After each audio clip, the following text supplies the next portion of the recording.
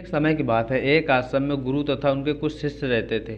उनमें से एक शिष्य बहुत बोलता था। वो हर समय इधर उधर की बातें किया करता था। जब वह भिक्षा मांगने जाता तो वो वहाँ से भी हर एक घर से कोई न कोई एक कहानी लेकर आ जाता और आश्रम के शिष्यों को सुनाता रहता। और एक शिष्य की दूसरे शिष्य से बुराई करता रहता, चुगली करता रहता और दूसरे शिष्यों के सामने अच्छा बनने का प्रयास करता रहता और खुद के मुंह से खुद की तारीफ करता रहता। अपने गुरु के सामने अपने आप को सर्वश्रेष्ठ तथा उत्तम साबित करने की कोशिश करता रहता। वह सभी शिष्यों से खुद को अलग और श्रेष्ठ मानता रहता। वह सभी शिष्यों से यही कहता रहता कि मैं एक अमीर घर का बालक हूँ, मैं चाहता तो सुखमय और आरामदायक जीवन जी सकता था। वो मैं सब कुछ छोड़कर आया हूँ क्योंकि मुझे खुद को जानना है, जीवन को जानना है। एक दिन गुरु ने सभी शिष्यों को बुलाया और कहा, सभी शिष्यों को 1 महीने के लिए कोई न कोई संकल्प लेना होगा।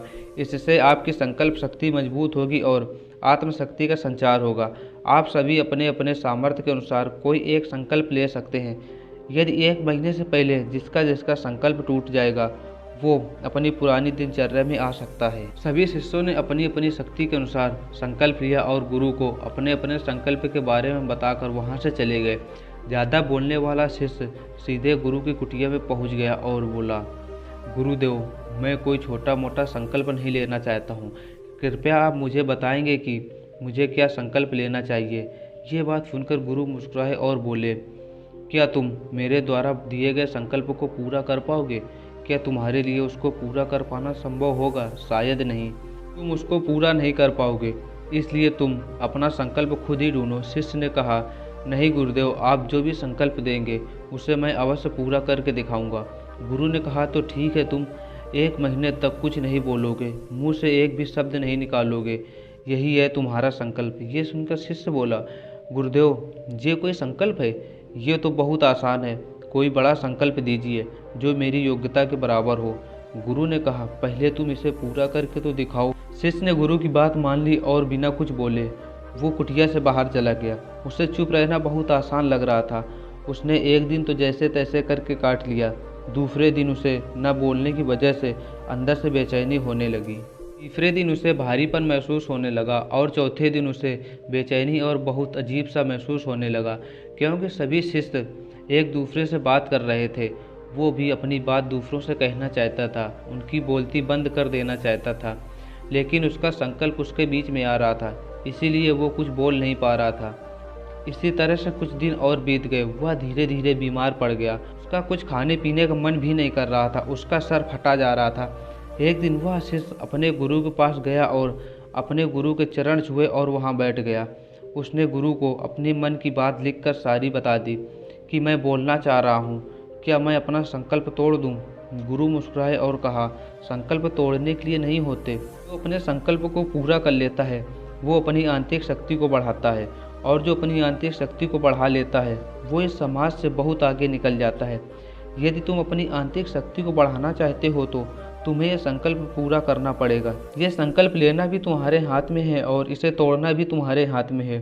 तुम्हारे बहुत से मित्र अपना संकल्प तोड़कर अपनी पुरानी दिनचर्या में आ गए हैं। यदि तुम इसे पूरा नहीं कर पा रहे हो तो तुम भी अपना संकल्प तोड़ दो और अपनी पुरानी दिनचर्या में लौट आओ। लेकिन याद रहे, यदि तुम इस छोटे से संकल्प को पूरा नहीं कर पा रहे हो तो तुम अपनी ज़िंदगी में कुछ नहीं कर सकते हो। बाकी फैसला तुम्हारे हाथ में है। ये सुनकर शिष्य गुरु को प्रणाम किया और वो वहाँ से चला गया। अपने आप को अपनी कुटिया में बंद कर लिया। जब उसे ज़रूरी काम होता तो तभी वह बाहर निकलता, नहीं तो बाकी के समय उसी कुटिया में बैठा रहता। 15 दिन बीत चुके थे। सभी शिष्यों के संकल्प टूट चुके थे, लेकिन उसका संकल्प अभी भी जारी था। संकल्प लेने के बाद से उसने अभी तक एक भी शब्द मुंह से नहीं निकाले थे।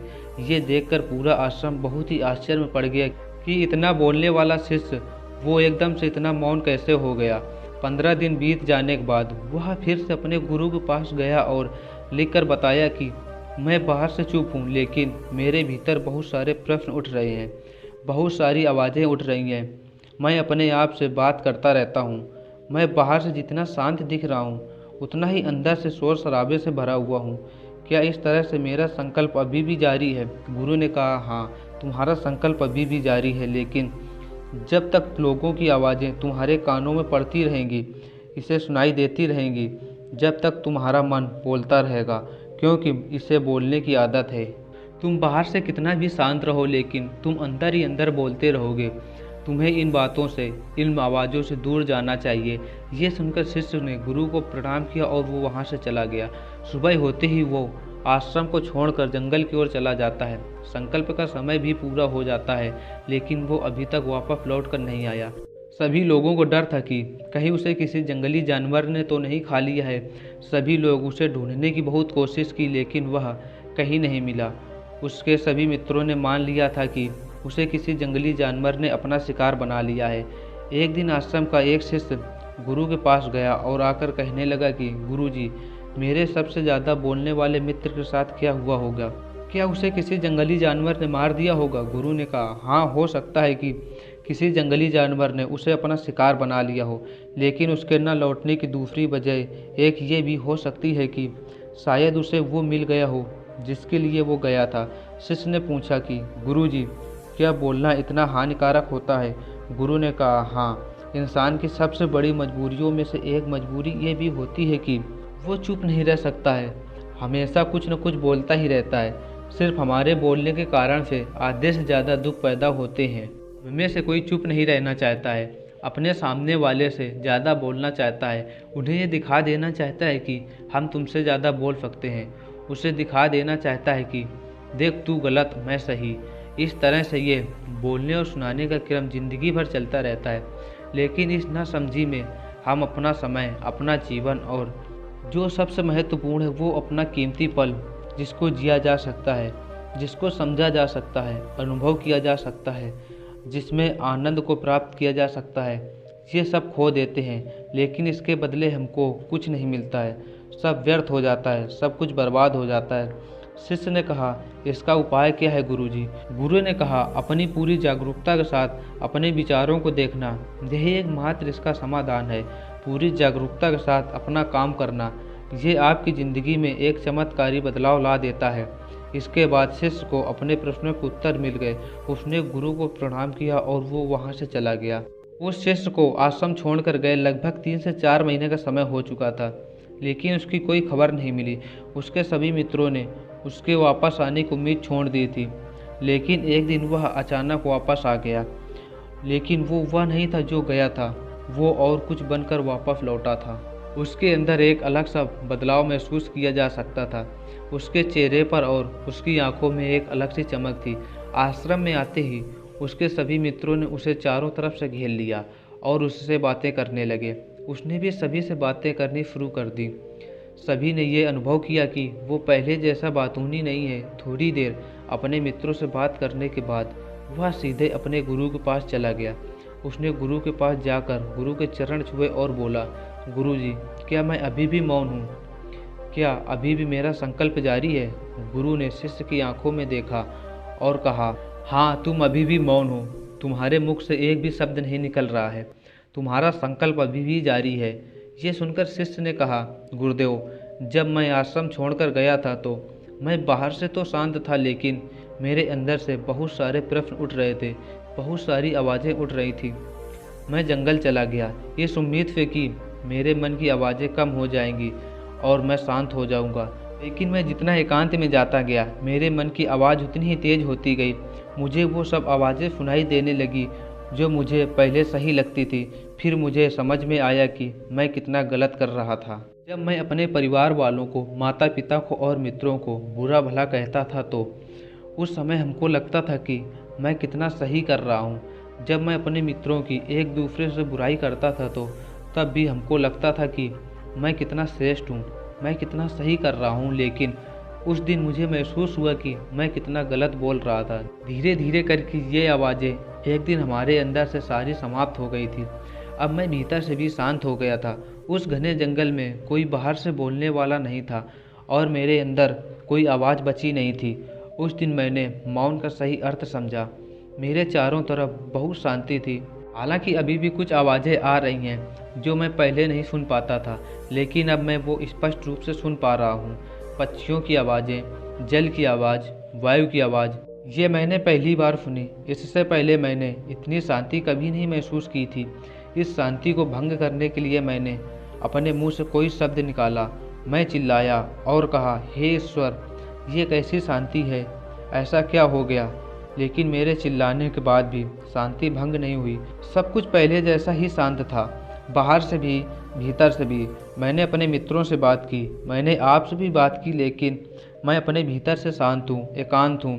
मैं जब भीड़ में भी रहता हूँ तो अकेला ही महसूस करता हूँ और शांत रहता हूँ। अब सब कुछ दिखाई पड़ने लगा है, सब सुनाई पड़ने लगा है। गुरु ने कहा, जब तक हम बाहर की तरफ बोलते रहेंगे तब तक भीतर से अशांत ही रहेंगे।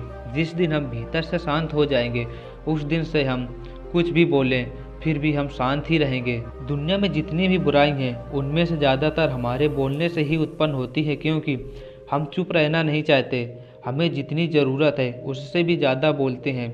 हम सामने वाले को सुनना नहीं चाहते बल्कि उसकी बोलती बंद कर देना चाहते हैं। उसे ये दिखा देना चाहते हैं कि मैं कौन हूँ, मैं क्या कर सकता हूँ, और यही हमारी आदत बनकर रह जाती है। हमारी सारी ऊर्जा व्यर्थ के बोलने में बर्बाद हो जाती है। ऐसे ही लोगों का समाज में कभी सम्मान नहीं होता, क्योंकि वो किसी को सुनना नहीं चाहते, किसी को समझना नहीं चाहते, क्योंकि चुप रहना उन्हें छोटा महसूस कराता है। इस संसार की सभी लड़ाइयों का कारण हमारा बोलना ही है, इसलिए हमको उतना ही बोलना चाहिए जितना ज़रूरी है, क्योंकि व्यर्थ का बोलना ऊर्जा को नष्ट करना है और ये बोलना ही हमें अपने अंदर की शक्तियों को पहचानने नहीं देता है, क्योंकि ये हमको बाहर की ओर खींच कर रखता है। यदि हमें अपने आप को पहचानना है, अपने शक्तियों को जानना है, तो हमें अपना मुंह बंद रखना चाहिए। इसीलिए जितने भी ज्ञानी हुए हैं वो हमेशा एकांत को गए, ताकि उनको ज़्यादा बोलना ना पड़े, ज़्यादा सुनना ना पड़े। वह एकांत में रहे और शांत रहे, इसीलिए वो अपने अंदर की शक्ति को पहचान सके। यदि कोई चाहे तो वो लोगों के बीच भी रहकर एकांत में रह सकता है और शांत रह सकता है। इसके लिए उन्हें अपनी ऊर्जा बचानी होगी, जिसे वो अपने व्यर्थ के शब्दों में बर्बाद कर रहा है।